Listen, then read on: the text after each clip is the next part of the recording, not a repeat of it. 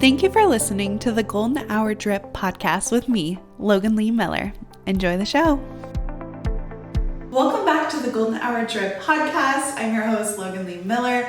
Happy Monday. Oh my gosh, it is I'm feeling the energy, okay? I'm feeling the energy. Maybe it's because I got up and I got dressed for the day. Personally, because I work from home, sometimes it's a little difficult to immediately get into clothes, right? Like I'll go to the kitchen, I'll make a coffee, and usually I'll stay in my pajamas until like 9 or 10 o'clock, and then I go and change. This morning I got up, I'm feeling good, I got dressed. I've also really been into like heels or like some sort of platform shoes, and I'm not like a super tall girl.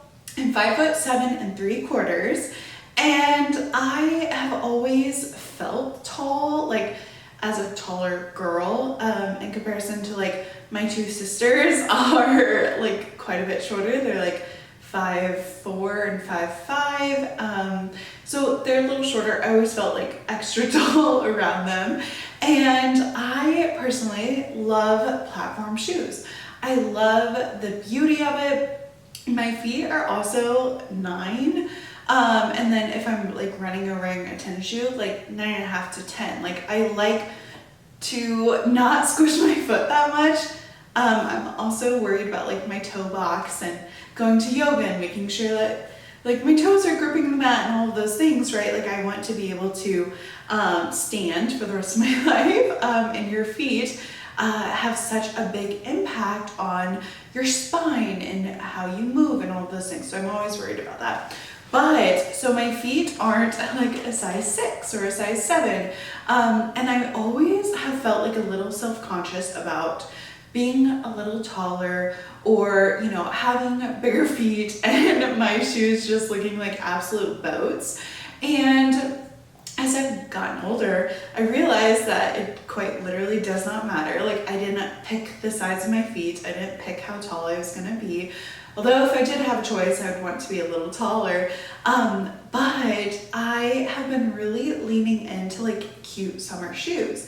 And I haven't bought like anything new. It's just things that I've had in my closet. Shoes that I might say for a wedding, but instead like wearing them on just like a regular schmegular day, like making the day special because of the outfit, because of the shoes I'm wearing. And today I have like these little shoes I got from ASOS. I remember purchasing them for a wedding, and now I'm like, why not wear them? Why not wear them to the podcast? Why not wear them throughout the day? I've also been, dressing up a little bit more to hang out with my friends. So this past week, I went to a happy hour with some of my yoga teacher buddies, and I wore a dress, or not a dress, I'm sorry. I wore like this super, super flowy, not a pantsuit, it's like a long romper, like a long pant romper. I've had it for multiple years now. I love it so much. It's strapless and it has like these billowy pant legs. It's beautiful, it's stunning, and I wore these like super clunky, chunky shoes from Target. I love them. They're so comfortable. They go with everything. I love them. And I, instantly felt like elevated. I felt happier. I was like, man, like I look so good. And the shoes are also comfortable, so it's not like I'm dying or anything, right?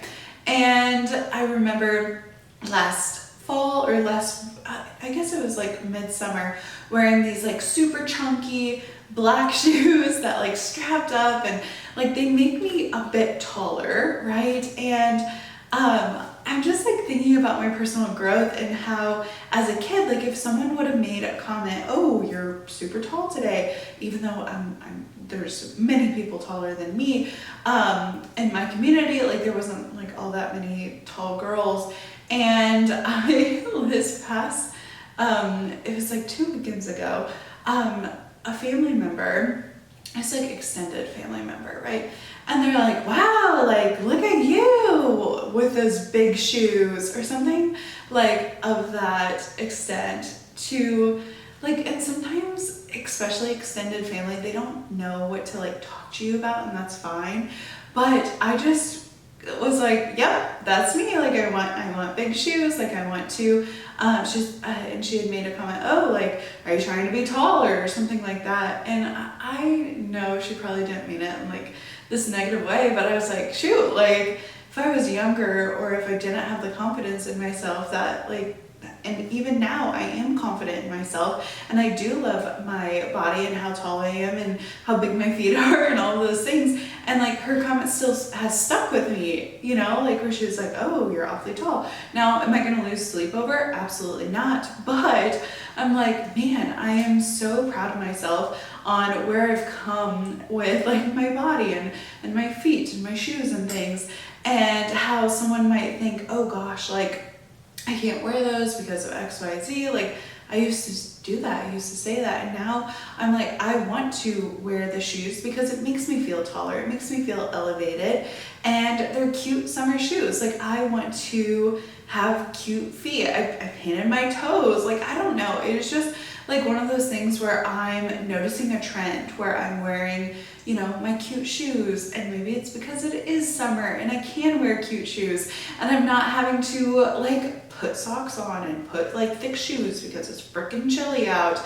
But it's so fun. And I also love the wrong shoe theory where you wear something that like you normally wouldn't go. So today I have like wide pant jeans on. If you're watching on YouTube, you can see it. And then I have like these tiny little shoes on. Like they're so cute, right? And it's wrong shoe theory because if you have like jeans, you would think, oh, like I'm gonna wear boots or I'm gonna wear like a closed-toed shoe or something. And like these heels are like super duper like delicate, like the straps are like really small. And you would normally like think, oh, I'm gonna wear that with like a dress, right? And so I love the wrong shoe theory. I think it's so fun. And I'm just like leaning in to expressing myself in certain ways that I want to express myself. I don't know.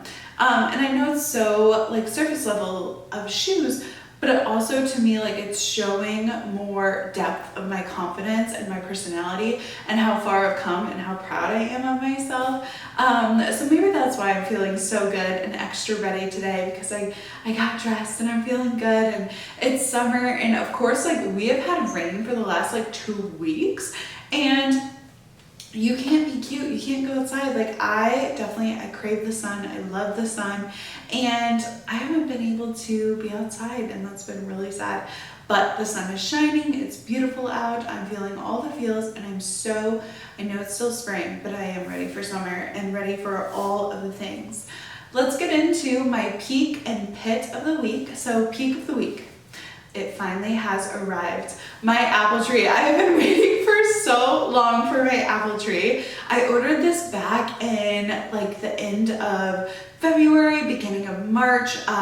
Guernsey is like a seed or tree manufacturer, a nursery. They're a nursery. Oh my gosh.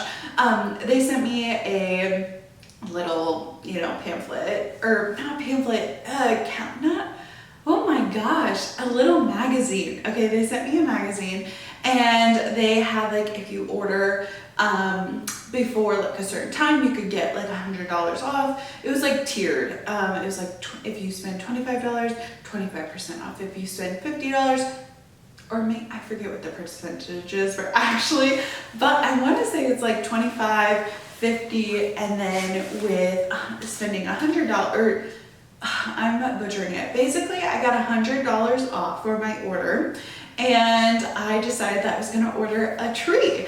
And I think actually my peak last week, was it my lavender trees? Oh my gosh, yes, my peak last week was my lilac bushes that my mom got me. And this week, my peak is my apple tree arriving. So as you can see, like I'm very excited for like growing things and just like literally putting roots down in this place, like putting roots down in like where I live. So I'm so excited for it.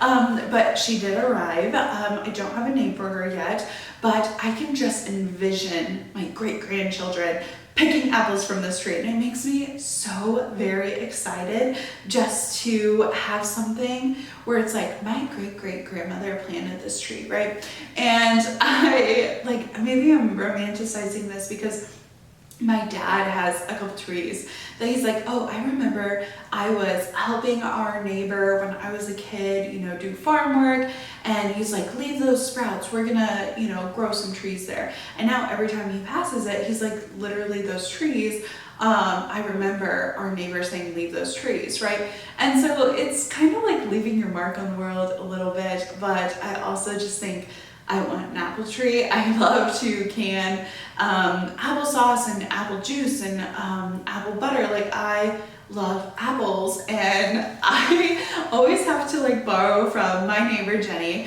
or from my aunt, and it's about time that I plant my own apple tree so I don't feel like I'm just taking their apples. And I made sure, so Jenny, and she's been on the podcast before, but she's my neighbor and very good friend. She has I want to say they're green apples, but I'm not sure the variety of green apples, but they're green. And then my Aunt Sherry has yellow apples, and I got red apples, but they're actually Honeycrisp apples. And I saw something on social media, and it was so powerful, but it was like, and I forget the creator, but I did repost it on my TikTok. So if you follow me, Logan Lee Miller is my personal, and of course the podcast is Golden Hour Drip on TikTok, but I reposted it on my personal. But she was saying that we always think, oh, like when you're rich, you can afford all of these great, amazing things in comparison to being poor. But she said there are some things that there is like no better quality. Like what I can experience is also what the rich can experience. And it was like bath water. The perfect temperature of bath water. I can also draw myself a bath and it be the perfect bath water temperature that a billionaire is also, getting perfect bath water, right? Like there's no higher quality. Like it's a temperature, it's a degree.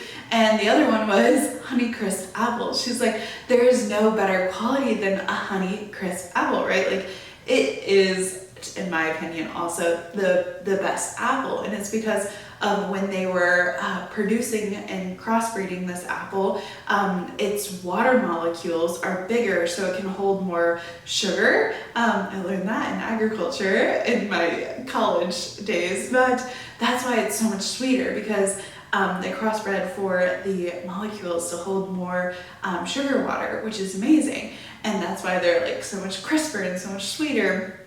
And so she was saying there's no better quality than a Honeycrisp. Now, if you like a different apple, that's on you. Okay, if you're a Granny Smith girl, okay, I like Granny Smith too. I like Gala apples. And Gala apples or Pink Ladies, like those were kind of like top two apples growing up. Anything was better than at school. It was a Red Delicious. I remember those apples just being so soft and like not good enough. But I'm really excited that my Honeycrisp apple tree came in. I hope it takes off. I hope that it grows, because if it doesn't, I'll be so sad. But technically it was free. So apple trees are expensive. Like any sort of fruit tree is expensive. And that's why I was so happy last week that my mom gave me lilac bush cuttings. And I will say, I shared with my neighbor. I had a couple extra, and I was like, listen, you can't just throw these away, right? Like I can't just throw them in the ditch. So I gifted the extra ones to my neighbor. I was like, do you want these? She's like, absolutely. She also loves to have like her garden, her outdoor things, and her, she has like, I want to call them doodads, but they're not that. They're like lawn ornaments is what they're called, where it's like either statues or like spiral, all the things. Okay, it doesn't matter. Like, so it was like the gift that keeps on giving. And so like this apple tree, ultimately, the apple tree was free. So with the shipping and everything, I got my tomato plants from them. I got, what else? I feel like I got a couple more things from them, but now, I got these deer-resistant seeds, but they're flowers. They're like wildflowers, and I plan to plant them on the side of my house, because if you listened to this podcast last year, you know that I planted $400 worth of hydrangeas, okay? Cry me a river, all of them died, okay? It was my gift to myself, okay? It's really, really sad they all died. That was on me. I traveled and Garrett thought he watered them enough. They perished, they died. It's very sad. I'm very sad, okay? But the intention was, okay, this would have been the second year for the hydrangeas. Hydrangeas are still on like my big dream house like list, right? But it wasn't in the budget this spring because we're investing in other pieces for our house. And there's just other things that we're spending our money on. But next year, we decide we are placing a budget for hydrangeas and we will be planting more mature plants on the sides of our house, and I could not be more happy. But for now, I need to figure out what to do because I have like put the the wood chips from last year on one side. So I need to refresh those wood chips, and I'm gonna plant these like seeds. So hopefully we have something that kind of like pops up on the side of our house. It's also like working in the dirt when you can plant something. It's a symbiotic relationship between the plants and the dirt and the organic matter from roots growing and then dying in the dirt. And it's better for the worms, it's better for everything. So that's what I'm looking for. So I got some of those seeds, and I had gotten 3 Roman plants and then 3 heirloom tomato plants. And I will say 2 heirloom potato plants tomato, not potato, 2 heirloom tomato plants have died. I'm so sad. And I have a green thumb, okay? And this is what's really frustrating because you never know when you're like shipping things, how they're gonna like do.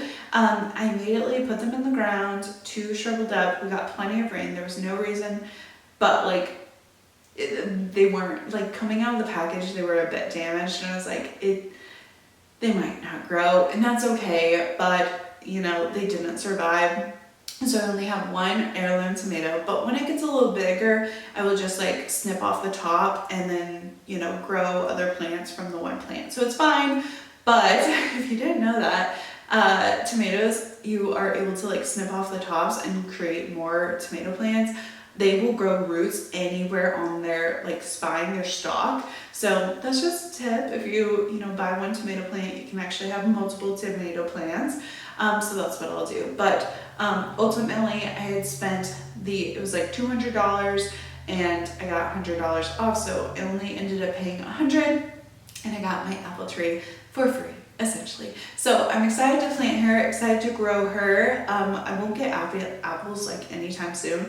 Maybe next year I'll get apples, maybe the year after I'll get apples. I just want her to like put some good roots down and to grow. Now I have to figure out where I'm gonna put her, because in my head I'm like, I love where we live. I really do. I love it so much. Every single thing about this house makes me so happy for the time and the place that Garrett and I are in our life. Like, it really is perfect. I love our backyard. I love everything about it, except for we're a little close to a road. And so I worry about like the dogs running out in front of the road. I worry about, future children running out in front of the road. But I really do like the location. I love everything about it. And so I'm like, where am I going to put this apple tree? Because we won't live in this spot forever. There are other places on our farm and on our property that I could plant it, but I'm worried about watering it. Like, I'm worried about bringing buckets of water to it and not, being able to care for it as properly as if it was like in the middle of our yard. But I can't plant it in the middle of our yard because the apples are going to fall and they're going to rot. Okay. Like, it's a whole ordeal. And I feel like this is a really big commitment of an apple tree, and I am ready to make the commitment, but I need to think about it a little bit. And you would think by the end of May that I would have a good idea on where I'm going to put this plant, but I don't. And that's okay. But that is definitely the peak. Okay. And I would say, is it bad that I had for the last 2 weeks, the peak being a plant? Maybe, but it's spring, okay? And spring is where you're putting everything in the ground and you're wanting it to grow and flourish and do all the things. So I'm gonna cut myself some slack, but I did forget that I said lilac plants were my peak last week, so I am apologetic to that. Pit. Okay, so last Sunday I got to pick a bunch of strawberries from our local patch. Okay, I picked. I picked for an hour. I got 13 pounds. I was so excited for all of these strawberries. And I had plans to make strawberry jam and strawberry lemonade concentrate. I ended up just focusing on the jam, and I love strawberry jam. It is so good. But it was on the second batch. I had 3 equal batches. I'm so proud of myself. I had weighed my strawberries to get my configuration correct, because for me, like, I want the strawberries to jam up a little bit. I am too scared to try just with natural pectin. So there is a way that you can take strawberries and you can put, like, you squeeze your lemon's ends and then like put the lemon rind in it, let it rest overnight, and the natural pectin from the strawberries and the lemon will make it gel up. Strawberries have very low pectin in comparison to other fruits like apples, so it makes me a little scared. I want things to set up. I want to feel successful in my canning endeavors of, yes, I did that. And I have worked so hard to figure out the way to get my fruit to gel and, in my head, in my opinion, have the perfect consistency of jam. A couple of years ago, I started doing, or my first fruit that I tried was blackberry jam. And I not wasted, because we still ate it, but I ruined so many jars of blackberry jam trying to get the right ratio. I tried peaches, strawberries. Like, I feel like this year I am so confident in my canning abilities. My strawberry jam was spectacular. Okay, it has never been before so consistent, and I was pouring over my notes from the year before, and not the year before, it's been 2 years actually, because last year there was not a good strawberry season, and so I didn't get any, and I was really sad about that. This year I was making no excuses. I shared last week, I was tired, I did not want to do it. It was a full busy weekend, but I persevered. I wanted it so bad. Strawberries also start to break down pretty quickly, so you have to move fast, and I was so proud of myself. So I had 3 equal batches with perfect weight. I had all the ingredients, because sometimes I won't have something, like I won't have enough sugar, or I don't have enough pectin, like the bag of pectin. This year I had everything perfect. I was set up for success. The first batch was amazing. I even got different jars, because I felt like Garrett and I, throughout like the season, will start eating the jam on toast or whatever, and we'll open up a jar for an evening, right, for supper, for dinner or whatever. And then once we're done, we like put the cap on, we put it back in the fridge, and then we might not have jam again. And so I felt like the half of a jar was being wasted. So I got a smaller jar, and I was so proud of myself. I was like, yes, we have smaller jars. They're going to take the strawberry jam. It's not going to be like a waste throughout the season. I have my consistency perfect. My ratio is perfect, and I am getting in a groove, okay? A perfect groove. And I'm boiling my strawberries, getting my jam, putting them in these perfect jars. Like, it's amazing. It's spectacular. I'm so proud of myself. The second batch, I'm about done with the jam is jamming. I'm about to pour them in to the hot sterilized jars, and I'm stirring and I'm stirring and I'm stirring, and I happen to splatter a big chunk of strawberry jam on my arm. Okay, it's been a week now, but you always think in times of struggle that you're gonna react perfectly, that you are gonna have the perfect reaction.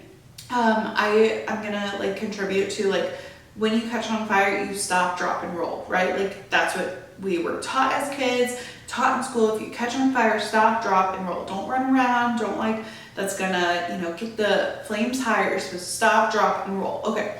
So the only reason I bring up fire, because fire burns your skin, okay? And this jam burnt the piss out of my skin. Okay, so it flings up. I'm like stirring my nice little pot of jam.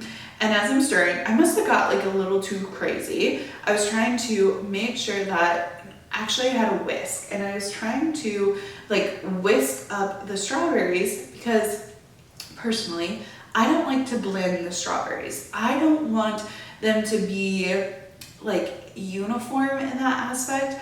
I just want to boil them enough that they become the jelly, or I'm sorry, the jam consistency. And then there's like a little chunk of strawberry. I love that. To me, that's the most authentic strawberry jam. It's not like this pureed stuff, not real chunky. It's still uniform, I will say that, but like there's maybe a chunk of strawberry in there. Like that to me is so authentic, so good, and like to me is homemade. So I'm stirring it, trying to break up like a couple of more strawberries, and I must have whisked too hard, and it just like came up on my arm. I don't know if you can see it on YouTube, but it's healed for a week. It's been healing. It splatters up, and for a second I was like, you know, it's so hot, and I like move my arm and I go to the sink, and I'm like, it's like, because I'm about to pour hot water on it, or cold water, not hot water, and I take my fingers, because now like it's cooled off, it's been like 10 seconds. I like take my hand and I like push it off. I should have done it faster though. I should have pushed it off faster, because it hurts so bad, guys. It hurts so bad. I put some cold water on it. I was like, that was so dumb, right? Like we always, or maybe it's just me. I'm like, gosh, Logan, you could have done like something a little better, right? Like we should have handled that situation better. We should have like pushed it off faster, not scraped it off faster, but essentially, yeah, scraped it off faster. And because I don't think it would have burnt my hands like it did like my tender forearm, right? And this is at night, like it's later in the day, I'm finishing up, and I go to bed, and the next day it is bubbled up. It was very burnt, and hot jam is no joke. Like it is seriously, it's like boiling magma. Like it is so hot. And this burn, I have not burnt myself like this ever. Like I feel like I'm really, really good at being cautious in the kitchen. But I will say most of my injuries are from canning. Like canning. I remember like cutting an onion, and like Garrett sharpened the knives and I didn't realize it, and almost like cutting a little tip of my thumb off. And then I was opening a jar. I have this scar on my pointer finger. I was trying to open my jar with a spoon, and it ended up like slipping and slicing my thumb, or my pointer finger open on the lid. Ridiculous. And now I'm sure this is gonna scar, and I'm so sad, because like I would prefer not to have a scar on my forearm, but it's fine.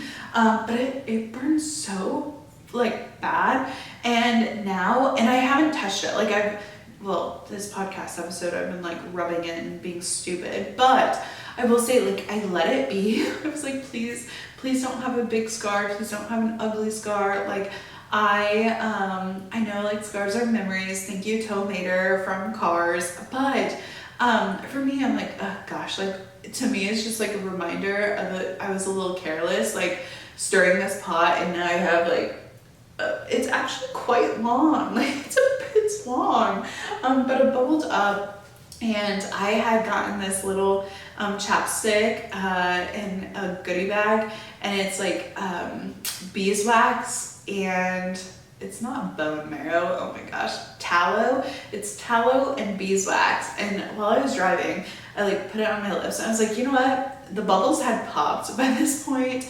Naturally, you know, I didn't pop them, but they had popped, and I like put it on just a little bit, and tell me why it started burning, okay? There's nothing in this tallow and beeswax that would cause irritation, but that's how like dry and painful it was, and soon it was like soothed by the chapstick. But I was like, that is so painful, and I felt like an idiot. So that is definitely my pit of the week of but I had all the strawberry jam cans. Like after that, like I finished the second batch, moved on to the third batch. But yeah, it's just a stupid thing that I did. Hey, I hope that you're enjoying today's podcast episode. Just a quick interruption to let you know that Golden Hour Drip has a weekly newsletter that comes out. This has bonus content, weekly updates, and future event information. If you haven't already, go down to the show notes, click the link, and join today. Now, back to the show. And of course, we had all of this strawberry jam, and I had like a cup of flour, literally not enough flour to make a loaf of bread, and I had no butter to make any drop biscuits. Oh my gosh. So we basically, for our strawberry jam, just, I will say, I had my friends over for my birthday, so we had a little charcuterie board, and we were eating the jam with the cheese. So at least we had cheese and crackers to spread the strawberry jam on, but no biscuits and no bread. And it wasn't until this last weekend I was able to go grocery shopping and we got flour for bread. Amazing. Honestly, there is nothing better than strawberry jam. It is so good, so sweet, just everything about it is just amazing. Like, and honestly, in my head, peach and strawberry, like it is a close tie, but strawberry always comes up on top over peach. And peach, honestly, I hate blanching peaches. Like that's what makes it like so much worse, because I have to blanch the peaches and then I have to peel the peaches and then there's a stone in the middle of the peach. Like strawberries, cut the top off, throw them in the pot, and you are good to go. But I will say, like with the jam, and it always reminds me of like just slowing down a little bit and being present and in the moment, even though like sometimes I will have like Netflix playing. I've been loving Reba lately. She's just is so nostalgic for me. But as we are like putting our roots down in this home, and I told you back, I don't know, April, March, that I was going to be decisive, that I was going to make a decision and trust my gut and go with it, because there has been so many times where I have not trusted myself or haven't like made commitments to the things that I want. So I'm building a environment that is cohesive to my productivity, but also like the sanctuary part, somewhere where I can come and be restful. And I find when I allow my mind to be empty or not entertained, that's when the best ideas come. That's when I feel so good, and I'm brainstorming and I have these great ideas on what I want to do, and it's like giving space to those things and allowing them to breathe, like allowing my brain not to be so caught up in social media or consumption of others people's like content, but instead to allow myself to have my own content, to allow myself to be bored and find those creative outlets that make me happy, and leaning more into the hobbies and the things that are exciting. And I find that when I'm doing a hobby like canning, I'm able to like be present. Sorry, but like I'm able to be present, be in the moment, and like canning jam just takes me back to like a simpler time. My mom canned rhubarb jam, which I did plant. That was the other thing that I got, was rhubarb jam. Or not rhubarb jam, I planted rhubarb. And so like I'm excited to can rhubarb jam again, because that's like so like connected to my childhood. And of course, you guys know I love being outside, we finally committed and have patio furniture. I feel like I've been talking about, getting patio furniture for the last, I don't know, probably 2 years actually, of we're gonna get it, but I don't know what I want. And if you check on Marketplace, even secondhand furniture is really expensive for your outside. If you go and purchase it from Lowe's or another, furniture store, it can get up to $1,000 or more dollars. It is a huge commitment. And I have been searching for months because I don't really want wicker. I feel like that disintegrates quicker. I wasn't too happy with metal because I feel like it gets hot too quickly. I wanted wood. I wanted something that was going to stand the test of time, something that I was able to take care of, and maybe if it's not forever for me, it could get a second life somewhere else with someone else. Whatever. But I was searching on Marketplace and I found an ad, and it was essentially that he could build certain things. He could build a bench, he could build flower pots, flower not baskets, troughs or whatever, where you could put them on your windows. And he had the bench that I've literally been dreaming of. I wanted an L shape for lounging with friends. I wanted a little coffee table, and that's exactly what he had. And I messaged him. I was like, hey, how much for this? Because he had just put a general number, and it basically said DM me, we'll make something work. And he was like, you know what? It'll be around $300, $400. Perfect. In my budget. It's just 2x4s, but I honestly don't have the time or the energy to do it myself. I want someone to just do it for me. He said turnaround time was in 2 weeks. I was like, perfect, amazing. We went and picked it up this last Wednesday, and I will tell you, I'm already enjoying it so much. We hauled it home. It's perfect. It has a wide base to it, literally so good. And I have just been leaning into a more peaceful routine because I want to be able to perform in the times where it is needed, where if it is a season of busy, the last 8 weeks when I was doing teacher training, it was super busy. I was extremely my time was so limited.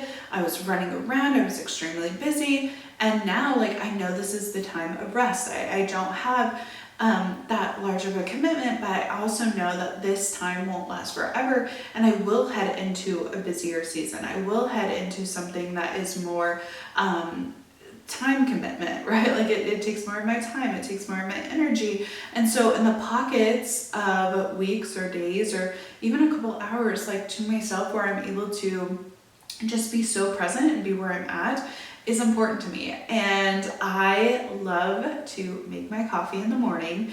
So I actually got a grinder for my birthday. Garrett and I did for my mother-in-law, and it works so well. So I ground the beans that Lily and I got from Cedar Rapids, and they were honestly so good.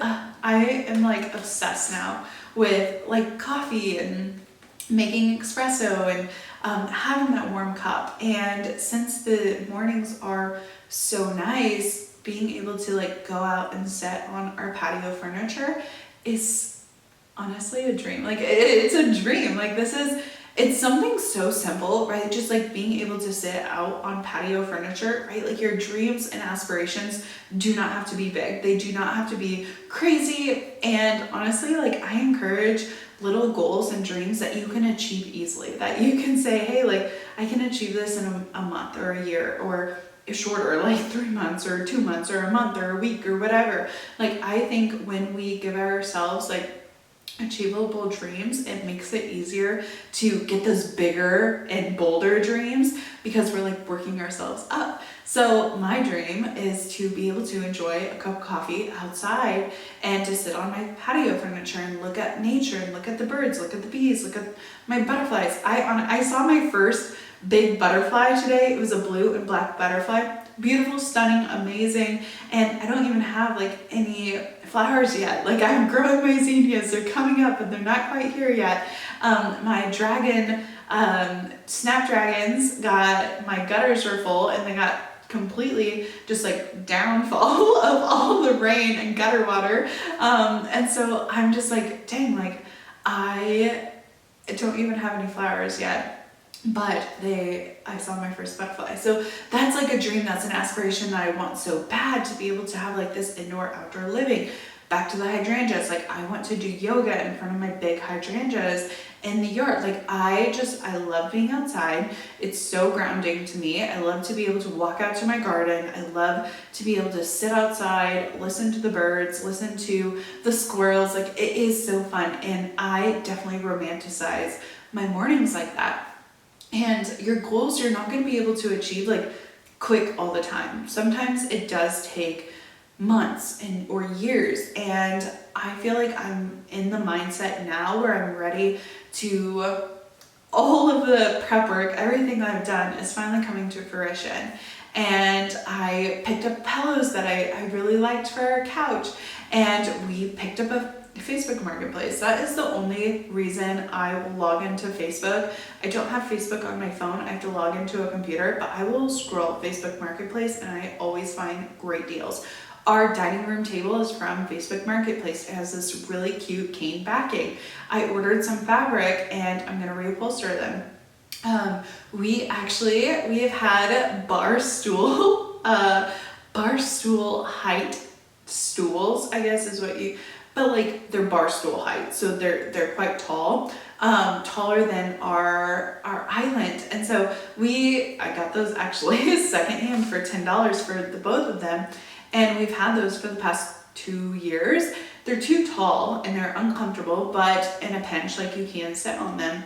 And I finally found stools that are counter height. They're yellow. Okay, I never thought that I would get yellow stools, right? Like that's so out of the ordinary, and I didn't think that it would fit with my color palette. Guess what? It does now. And I'm really, really happy for these stools. And it took 2 years for us to find the right stool. So not everything is gonna be like so quick, but I realized that like small little steps in the right direction is more powerful than like having this big plan and then like doing it one day and then not being able to do this huge big commitment or this huge big like push for something, right? Like we're never gonna have like a perfect day, but if we can start like those little steps that are gonna bring us closer is way more powerful. And something that I've started, okay, literally, I'm not making a huge commitment to it because I get scared sometimes of a huge forever commitment, right? Like, oh, you have to do this every day for the rest of your life. That's scary, right? Like nobody likes that. I can never stop. I have to be perfect. Like, or maybe that's just how my brain works, but I haven't ran for a while, and I've like always gone back to like, I want to run. I've done the turkey trot for the last 2 years. Like it's fun for me. It's something to work on. It's a goal that I have, and I decided this week, I don't even know, maybe it's the sunshine, okay? And I just thought to myself, you know what, I'm gonna go for a run. And I told myself, you know what, it's always like, I always get so worked up, like if I'm gonna work out, it has to be an hour. It has to be like this really crazy commitment. It has to be like all this effort, and it does not have to be that. It does not have to be this big effort. It could be something so small. And I did make a commitment to myself, but it's not like a big one. I told myself that I want to strive for 1 mile a day, okay? And if I skip a day, that's fine. Like if I don't get every single day for the rest of my life, that is totally fine. But 1 mile, I ran it, and I have not ran since the turkey trot, really. 1 mile, I ran it for the first time. I haven't done cardio for a while. I do yoga, but like I didn't have the element of like actual hard cardio, right? And cardio is so good for your heart, so good for, you know, your blood flow and running, right? Like it is good for you. And so I was like, I'm gonna run a mile, okay? I'm just gonna go out, I'm gonna run a mile, I'm not gonna look at the time. And I ran it in 10:33. And I was really proud of that. I was like, man, I haven't ran for so long, but I just did a mile. And it was literally 10 minutes. It only took me 10 minutes. 10 minutes out of my entire day. It is more running than I've done in months. And a little step in the right direction.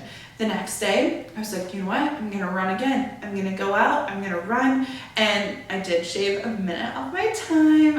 It was like 10:36 or something like that. I'm sorry, 9:36, my second time. And what helped me like get back out there like the second day was it's 10 minutes, even if it's 12 minutes. On a day that is like harder, or I walk, like if I walk it, it's gonna take me 20 minutes. But guess what? 20 minutes is still such a low commitment than an hour or like 7 miles or whatever. I just want to do a little bit every single day to get better. And that is gonna help me, I know, because from like previous experience, it's when I have like this big audacious plan where it's like, we have to do X, Y, Z, all in this time period, all in this thing. And it's not like that. Like it's little baby steps in the right direction.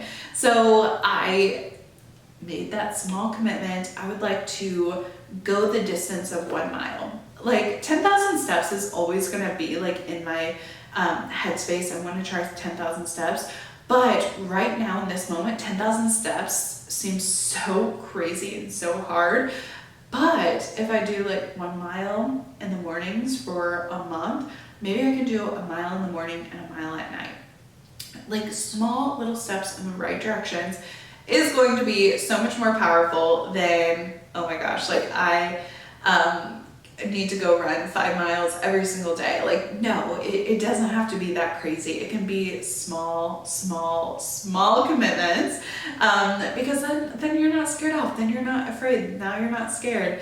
I can do 10 minutes of running. I can do 20 minutes of walking. Like, even if it takes me 30 minutes and I have to do it, go out, do half a mile walk, come in. Like, there are days where my energy is just like not there. And we all have days like that where we feel like crap and we cannot make the commitment to ourselves and we can't do it. Like, we only have 40% in our tank.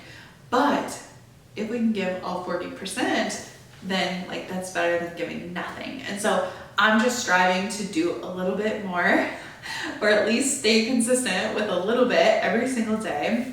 And that has been really pivotal for me. And it's just like adding and being content with where I'm at, and embracing the present, because I have worked so hard for things in my life that now I have, and I don't ever want to take it for granted. I want to completely encompass it and be so grateful and happy that I was granted it, things that I've worked so long and hard for, like patio furniture, like the perfect pillows for my couch, or stools for my kitchen, or artwork that I actually bought a piece of artwork and I hung it on the wall. And I was like, hallelujah, like I'm making commitment, I'm planting a tree, okay? We have patio furniture, and like spending more time just like being grateful for that, because I've journaled about what my dream life looks like. And although I'm not there yet, I am becoming her. I am starting to implement things or getting a version of that in my daily life where I go and get a cup of coffee. Like that is, I know it sounds so dumb, maybe to you, about me romanticizing this coffee, but it is something I look forward to every single day. I used to not be able to have like a leisurely morning where I made my own coffee. Like I was running to work and the only like bright spot in my day was the coffee shop. Like literally I got coffee at 2 p.m. and that little break is like, it was my sanctuary. It's what I loved so much and look forward to every single day. And now the fact that I get to experience it so leisurely in the morning, like it is so nice. And when I look back at everything, it was like small steps in the right directions. It was just like one little thing. Okay, this piece is here, this piece is there. it's like a big puzzle, puzzle of your life. And sometimes you might not know what the photo is going to look like, but if you can find a piece that matches with another piece, then you're in the right direction. Then it's coming together slowly and finally. And you know what? Like, I've definitely made a lot of mistakes, even like during this podcast episode. I've made mistakes, like my audio. I'm not sure if you've noticed, but we have a new mic setup. So I've had these mics for over a year now, and I just figured out kind of how to use them. But my batteries died in the first half. So you might notice that like the microphone quality wasn't that good in the first half. And that's a learning curve for me. Like, I'm still learning with everything I do, but I'm getting one step better. So like after like I noticed that the lights were out, I was like, oh crap, like I need to switch batteries. So that's like a step in the right direction. Or my morning routine, like going for a 1 mile run, that is a step in the right direction. Like, I want to be healthy, I want to be fit, I want to take care of my body and my lungs and my heart and my brain. That's a step in the right direction. Yoga teacher training, like being able to do that, that's a step in the right direction. My conversation cards that I introduced last Friday, a step in the right direction. Like, are they perfect? Absolutely not. Like, they are like laminated, like I laminated them at my house. Like, I printed them off at our little print shop. I made them on my computer. Like, are they perfect? No. Like, will they get better in the future? Absolutely. My meetups, like I remember doing a couple meetups and like nobody came. Like I had 2 meetups that I had 0 people attend, and it was fine. Like, people RSVP and they're like, I'm coming, but then they actually didn't show up, and I'm like, embarrassing. Like, no, it's a learning curve. We cannot be perfect in the beginning, right? And even in the middle or in the end, like, we're not going to be perfect, and it's building blocks that you are putting together to get a little bit better.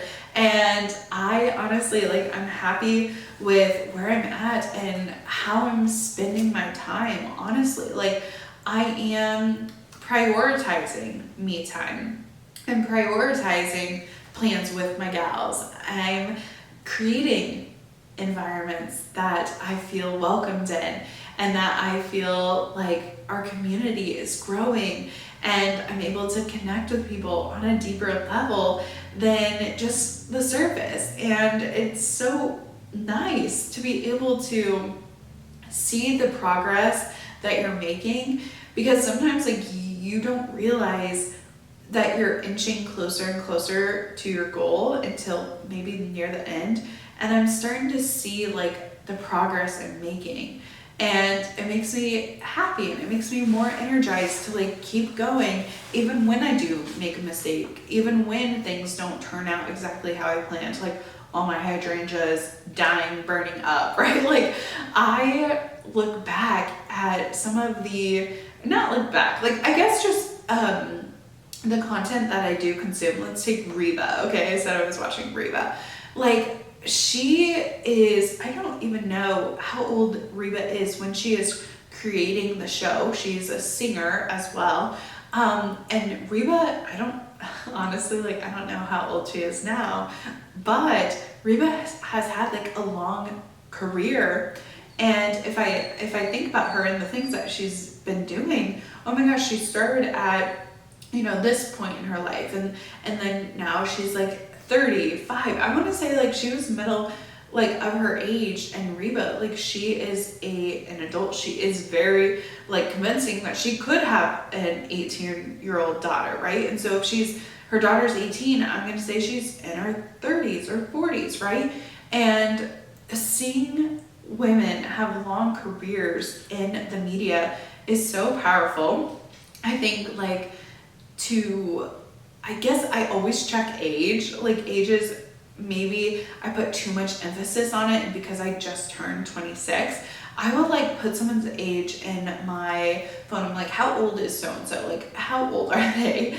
And something, I watched the Stallone family a couple months ago when I was in Florida, and I was watching and I looked up Sylvester Stallone's age, and I was like, oh my gosh, like, he has such like a long career. And so for me, it makes me feel better, like I'm not behind. Like it is all coming together, and it might be a slower process than I think, but I am still in my 20s and I've done so much like in my early 20s. I've done so much as a teen, like, and I have to remind myself to like pause, sit, look around, like, and be grateful for the journey that I have had, and also like what's still to come, because there are individuals who are in the media or in, you know, the movies, the shows, the magazines, like the social media content that we consume, and to think, oh my gosh, like I still have time, like I will get to that age, I'll be this old,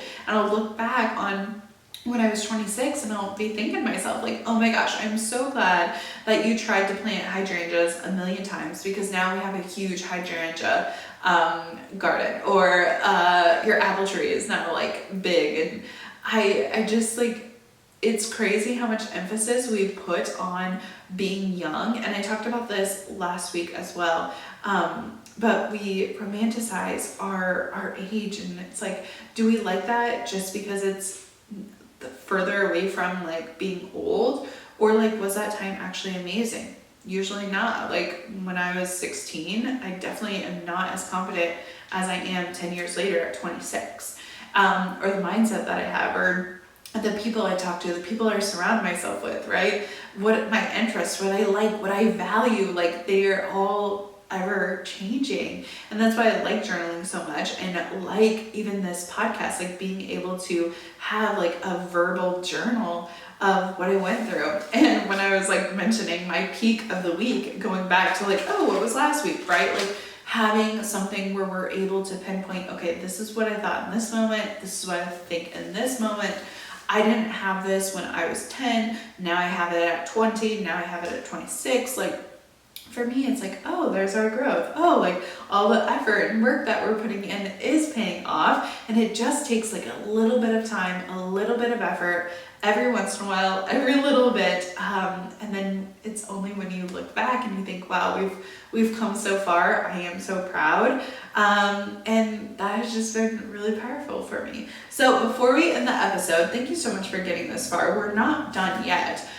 Make sure you rate, review, subscribe, all the things, but I thought it would be fun to do a short question at the end of the episode. We are having a guest on next week, so I'm very excited to share that. I'm just gonna go through these Ask the Gals cards. I created these at my house. Okay, so we were just talking about no, maybe that one's too long. Oh my gosh, this is so hard, because I was like, oh, these stories. Okay, this one's a short one, because I want to make sure that I'm saving, like, if it's a long answer for like an episode that we have time to chat about it, but we'll do this one. Are you usually a rule follower or a rule breaker? Give an example of a time you portrayed this trait. For me, I am absolutely a rule follower. I don't know why, like I just want to be a good girl and I want people to give me a gold star. So rule follower, definitely like true and true.